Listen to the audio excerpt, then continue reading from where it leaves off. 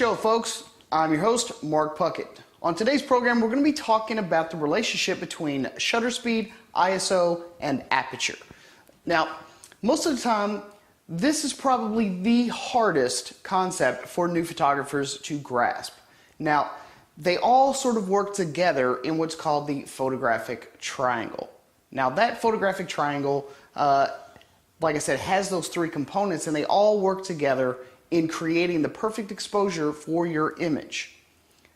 So what we're going to do is we're going to kind of discuss a few of the techniques and topics and give you a few examples and try and help you understand exactly how those things work together and the types of results that you're going to get as you fiddle with each one. Because if you adjust one, you're going to have to adjust the other in order to get the desired effect. So I'm going to give you a few examples, walk you through a little bit, and hopefully all that mumbo jumbo will translate into some decent images. So let's get cracking. So we've got three different parts. First we have aperture and shutter speed, and ISO. This is a graphic representation of the exposure triangle. You have ISO, aperture, and shutter speed. The more ISO you introduce into your image, the more noise, digital noise that you get. The lower the aperture value, the lower the depth of field, and shutter speed controls motion blur.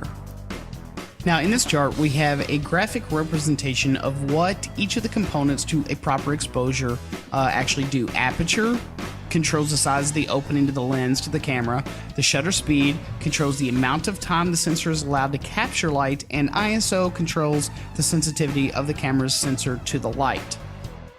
So with our first component we have aperture. Aperture essentially controls the amount of light that gets from the lens to the sensor inside the camera.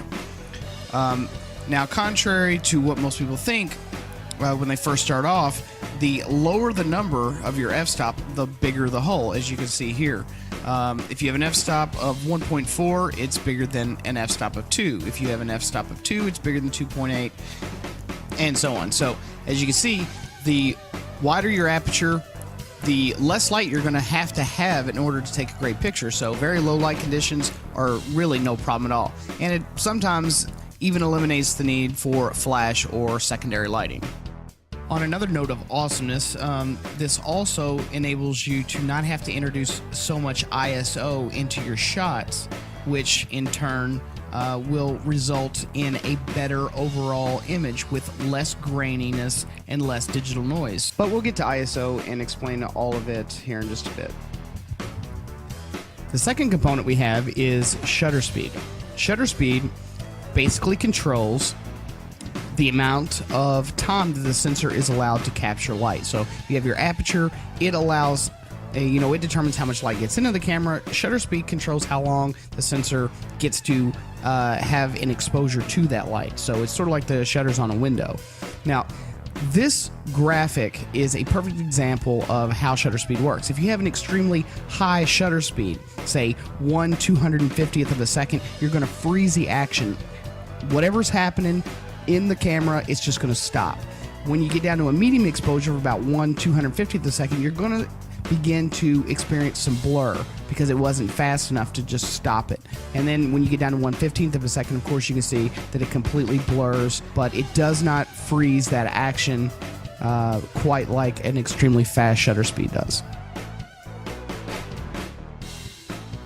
So the last component we have is ISO. Now ISO, or ASA as it was previously called, kind of harkens back to the old school days where we used film.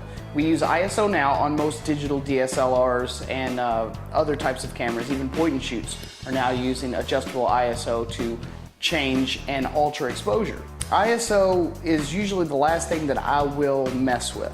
If I can't get the image I want, then I will adjust ISO, because the lower the ISO setting, which on most DSLRs now is 100, and the lower the setting, the less noise or digital grain you're going to have in those images. So just by taking a look at this chart, if you increase your ISO, you're going to get brighter images, but you're also going to get more digital noise. If you have a lower ISO, you're going to have darker images and less digital noise. So I don't want any noise in my shot, so that's usually the last thing that I'm going to tool around with. If I can get a great shot based on the parameters of aperture and shutter speed, that's what I would rather do. If I absolutely positively cannot get the shot that I need adjusting aperture or shutter speed, then and only then will I adjust ISO to make the sensor inside my camera a little bit more sensitive to the light that's coming in, so that I can go ahead and get a decent exposure and minimal noise. So I'll increase it incrementally and hopefully not introduce too much into that image. So now it's time for a little test. So the test I set up, continuous lighting. I'm going to start off at a 50 shutter speed and 3.5 aperture with an ISO of 100. And this was the image I came up with. As you can see, it's very dark, but there's no graininess in any of the darker areas. The second shot I did, I kept the exact same shutter and aperture, 50 and 3.5, but I increased my ISO all the way up to 1600. And this was the image I came up with here. As you can see, it's much more well exposed, but if you look in the darker areas, there is plenty of digital noise and grain in those darker areas. For the second test, I decided to increase my shutter speed and my aperture, but I wanted to leave the ISO the exact same. So I'm using a flash. I'm at 250 with an f-stop of f8, and I'm leaving the ISO exactly the same. As you can see, in the image, it is a little underexposed, but there is no digital grain in the darker areas whatsoever. It's a very nice, solid, flat, dark black. There's no noisiness in those darker areas. It's an overall great looking image, except for the fact that it's a little underexposed. So for part 2 of test 2, what I did is, since the power on the flash was going to stay the same, I just decreased my f-stop. So I've got an f-stop of 3.5, and my ISO is going to stay the same, so I do not introduce any grain into this image. And as you can see, a perfectly well exposed image, and all the blacks are perfectly black. There are no digital noise artifacts in any of the darker areas. You know, it's an overall great looking image, now perfectly exposed without any grossness in those shadowy areas. Motion Slider 36 is a relatively cheap alternative to the more expensive models currently on the market. Now, if you're looking for smooth linear motion for not a lot of cash, this heavy-duty bad boy is for you. Now, the Motion Slider 36 is an inexpensive slider built from all aluminum construction and uses linear bearings for a smooth glide. Now, while it doesn't have any mechanical gears to provide motion, it is still a contender for those that are on a budget. It can be used on any flat surface or mounted to a tripod base or head via the 1/4 inch or the 3/8 inch holes on the bottom of the rail. Cameras can be mounted directly to the top plate via 1/4 inch or 3/8 inch holes, and it also includes a 1/4 inch mounting screw so that you can attach your own fluid head. And if you do attach a fluid head, it will allow you to add a variety of different shots to all of your productions. Weighing in at only 8 pounds, you can pack this mofo with you to add production value to wedding gigs, product demos, and any other video project where you want to add a bit of motion. Coming in at only $160, this is a great way to add a new level of pizzazz. And I do know that there are a few other companies that make sliders as well, but none of them have sent me any to review yet.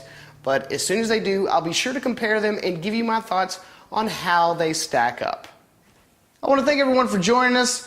Be sure to check us out on the Twitterverse and find us on Facebook. We don't have many friends on Facebook yet, but we would love to have you over there. So find us on Twitter, go there, and also find us on Facebook. Just do a search. We don't have a page name yet, but it's coming.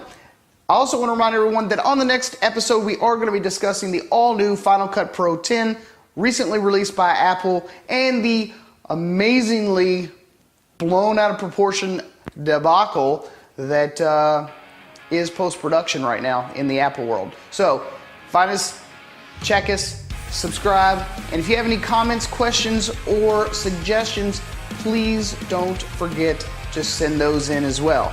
So thanks again for joining us, guys. We'll see you again next time. Take it easy.